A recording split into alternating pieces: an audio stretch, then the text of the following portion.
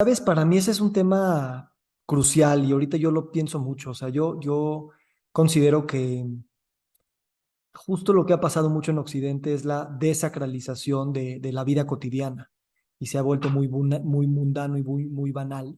Y por eso comer o hacer ejercicio, o dormir bien o trabajar en las relaciones interpersonales o simplemente sentarte a ver la tele de manera espiritual, no se concibe, ¿no? Comerte una zanahoria no se concibe como algo espiritual y por lo tanto cuando un médico le dice a su paciente, come más zanahorias y menos papas, si el significado es nada más un tema de miedo o de comodidad o de costo-beneficio, no siempre va a pegar, pero si fuera algo que podemos hacer espiritual por toda la narrativa que le podemos contar de lo trascendente que es poder comer una zanahoria y digerirla, cambiarían mucho las cosas, ¿no? Entonces, de alguna manera se siente raro, yo creo, en Occidente que estamos como otra vez tratando de unir estos mundos, cuando a lo mejor nunca estuvieron separados y a lo mejor en otras culturas así es como se entiende, ¿no?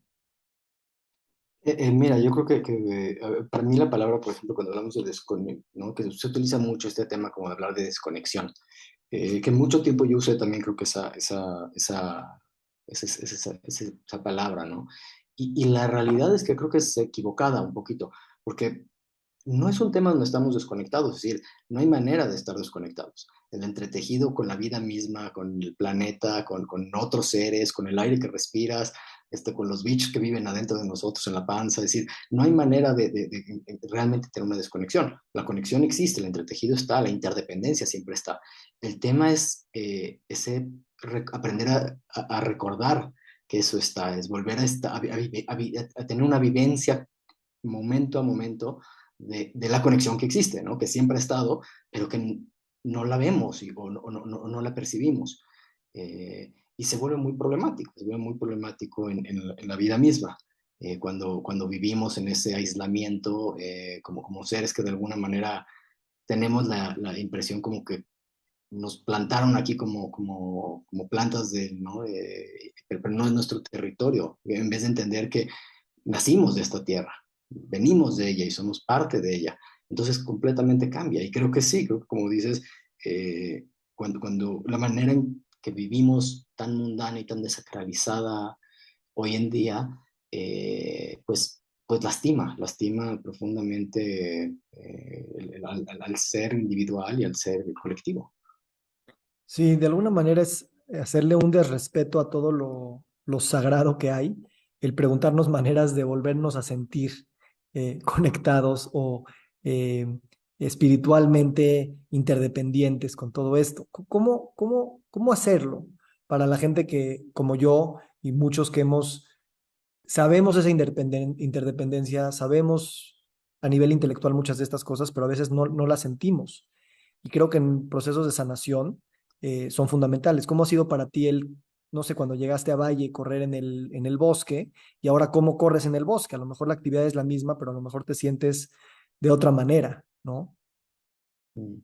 Mira, yo creo que de alguna manera, si lo entiendes incluso a nivel neurobiológico, cómo se desarrolla el cerebro de un ser humano, eh, tenemos esta capa que es la última en desarrollarse y que es una capa muy predominante en el sistema neurológico del ser humano, que es la corteza cerebral, la capa cortical, y principalmente el área frontal y prefrontal, que son las que tienen más que ver con estas capacidades neurológicas superiores, que así le llamamos en neurología, ¿no? Como si fueran mejores que todas las demás, pero bueno, ese es el nombre que tenemos, ¿no?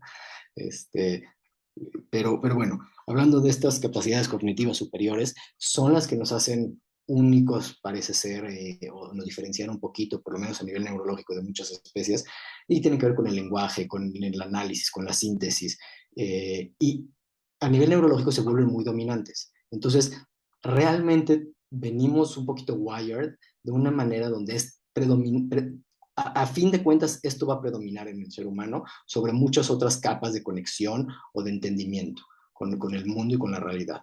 Entonces, por un lado es eso. Por otro lado, creo que culturalmente tenemos hoy en día una cultura moderna, occidental, mecanicista, científica, donde eh, nos hemos vuelto unos investigadores del mundo, pero no unos experienciadores del mundo. Sabemos mucho de la realidad y sabemos mucho de la Tierra y sabemos mucho del universo y del espacio, pero desde un punto de vista de ser un investigador, alguien externo, ¿no? Que básicamente eso es lo que hacemos en la ciencia moderna. Cuando tú quieres investigar algo, pues tienes que ser un investigador externo, neutral, y no eres parte del experimento que estás haciendo. Y es lo que hemos hecho, pero eso nos ha todavía excluido más de ser parte del tejido en el que cual sí somos parte. Eh, y por último, creo que también como cultura, es una cultura que no nos enseña esto como muchas otras culturas, que tienen muchos ritos o ceremonias o formas muy cotidianas de irse recordando esto. O sea, creo que también las culturas se han dado cuenta que si tengo esta tendencia no neuronal, por llamarlo de alguna manera, a volverme muy racional y muy mental, han desarrollado muchos rituales que no son mágicos, pero que de alguna manera son recordatorios constantes al pueblo y a la tribu y a la sociedad de cómo regresar y regresar y regresar a una conexión vivencial, profunda, experiencial.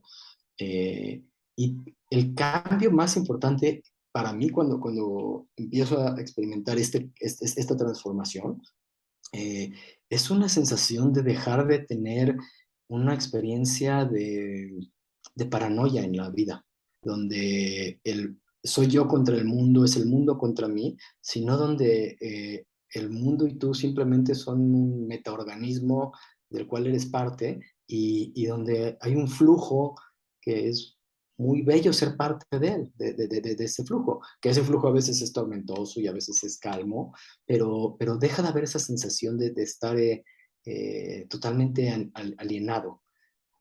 Y bueno, como dices, ¿cómo se hace eso? Pues yo creo que una es recurrir de alguna manera a ciertas técnicas ritualistas, meditativas, etcétera, que se han desarrollado durante miles de años en muchísimas partes del mundo y que no tenemos que inventar el hilo negro. Es decir, ahí están esas opciones como para reconectar. Están muchas técnicas para reconectar con la respiración que uno tiene todo el tiempo. Hay muchas maneras de reconectar con lo que uno consume o se alimenta. Hay técnicas de reconectar con el cuerpo y con lo que el cuerpo siente constantemente. Y nuevamente te digo, vienen de muchísimas partes y facetas de la historia humana. Entonces creo que regresar a algunas de ellas, las cuales nos sean cómodas, adecuadas a la persona que yo soy, es interesante y no tenemos que inventar el hilo negro, por un lado.